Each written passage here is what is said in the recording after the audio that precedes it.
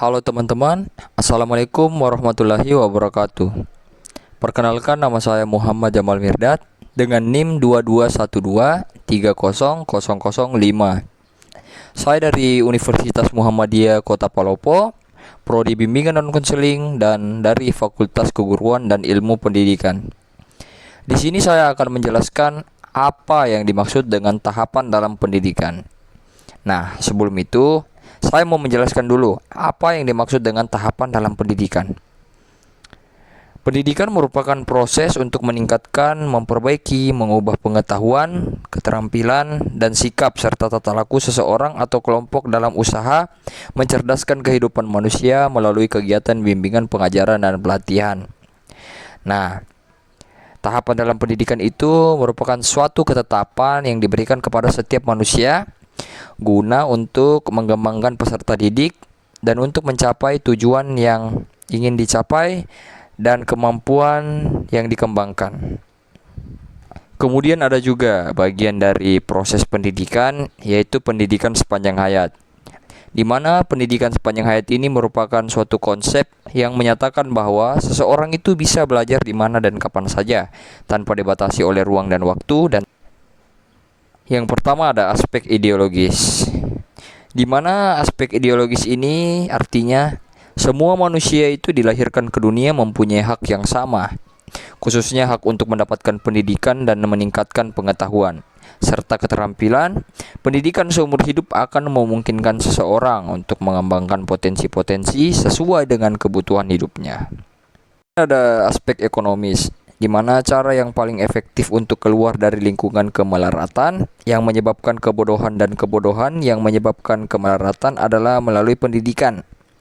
Pendidikan seumur hidup memungkinkan seseorang untuk satu, meningkatkan produktivitas, dan kedua, memelihara dan mengembangkan sumber yang dimiliki.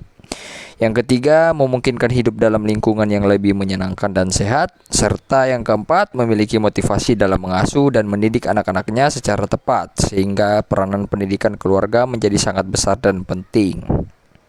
Kemudian ada aspek sosiologis. Para orang tua di negara berkembang seringkali kurang menyadari pentingnya pendidikan sekolah bagi anak-anak. Oleh karena itu, banyak anak-anak yang merasa kurang mendapatkan pendidikan sekolah. Dengan demikian, pendidikan seumur hidup merupakan pemecah terhadap masalah tersebut bagi orang tua.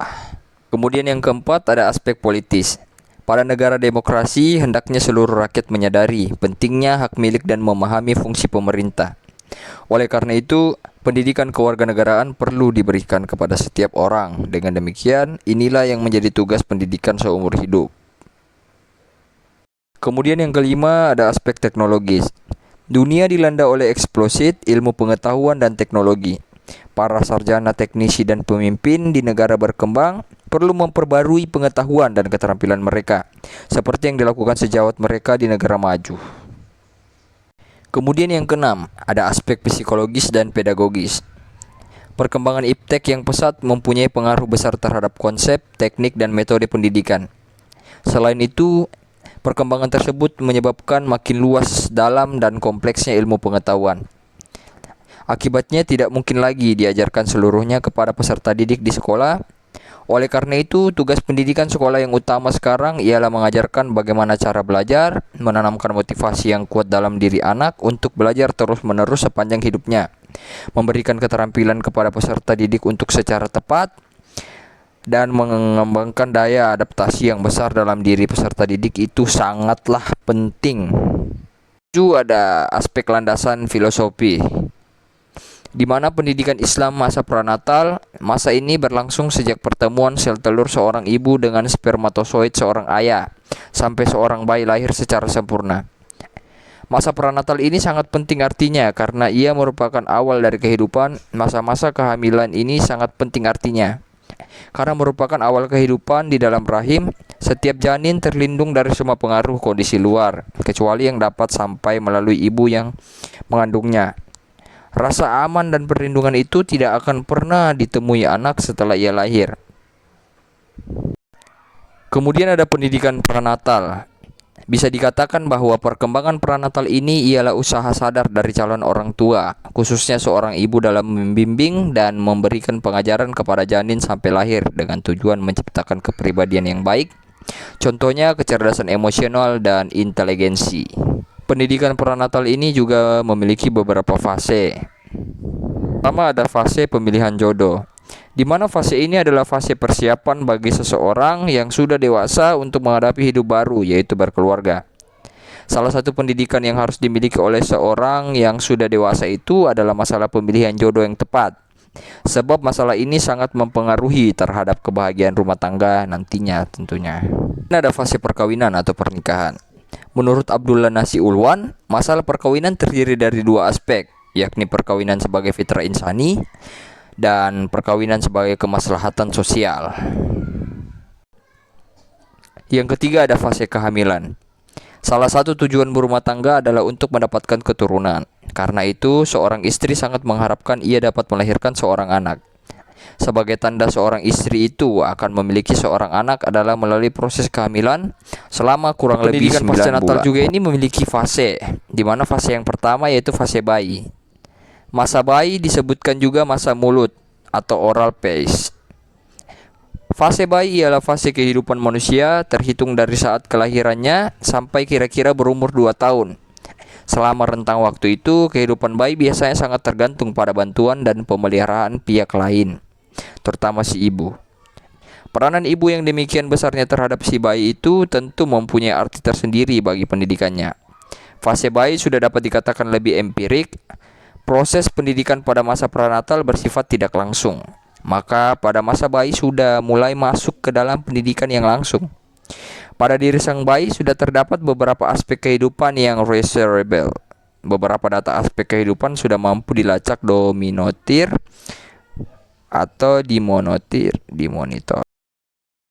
Ini ada fase kanak-kanak. Fase kanak-kanak adalah masa selepas usia 2 tahun hingga anak berusia 6 tahun. Jadi batasnya sejak lepasnya panggilan bayi sampai dia masuk sekolah. Masa kanak-kanak sering disebut sebagai masa estetika, karena pada masa itu merupakan saat terciptanya perasaan keindahan. Masa indra, karena pada masa ini indra anak berkembang pesat dan merupakan kelanjutan dari perkembangan berikutnya. Masa menentang orang tua, karena dipengaruhi oleh menonjolnya perkembangan berbagai aspek fisik dan psikis di suatu pihak. Di sisi lain belum berfungsinya kontrol akal dan juga moral. Masa ini dibagi pula kepada 2 fase, yaitu fase anal 1-3 tahun. Menurut para ahli psikolog, kecerdasan anak dapat ditingkatkan dengan cara memberikan makanan yang baik. Anak selalu diajak berkomunikasi dan bermain dengan macam-macam permainan yang cocok dengan usianya. Dan ada juga nih, kemudian ada fase anak-anak, yaitu umur 6-12 tahun. Periode anak-anak dimulai sejak anak berusia 6 tahun sampai tiba saatnya individu menjadi matang. Karakteristik anak pada masa ini yaitu: yang pertama ada anak mulai bersekolah. Yang kedua, guru mulai menjadi pujaannya. Yang ketiga, gigi tetap mulai tumbuh. Yang keempat, ada anak mulai gemar membaca. Yang kelima, anak mulai malu apabila auratnya dilihat orang. Kemudian yang keenam yaitu hubungan anak dengan ayahnya semakin erat. Yang ketujuh, anak suka sekali menghafal. Ada fase remaja. Fase ini berlangsung dari umur 12 sampai 21 tahun.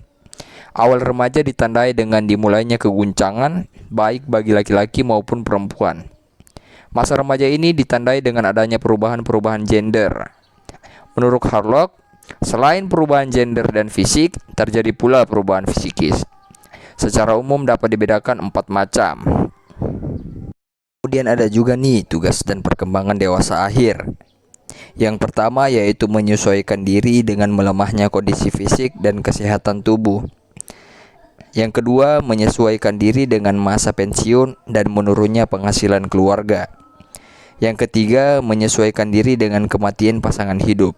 Menarik bukan jika kita membahas tentang tahapan pendidikan? Karena ini adalah sesuatu yang membahas tentang kehidupan kita dan juga membahas tentang kehidupan atau masalah-masalah kita dalam pendidikan. Jadi kita sebagai manusia penting sekiranya untuk memahami apa-apa saja tugas kita sesuai dengan umur kita dan sesuai dengan tanggung jawab kita. Saya rasa billahi fisabilil haq fastabiqul khairat. Assalamualaikum warahmatullahi wabarakatuh. Terima kasih karena telah menonton video saya. Semoga bermanfaat. Billahi fisabilil haq fastabiqul khairat. Assalamualaikum warahmatullahi wabarakatuh. Terima kasih karena telah menonton video saya. Semoga bermanfaat. Jangan lupa like, komen, dan subscribe. Terima kasih.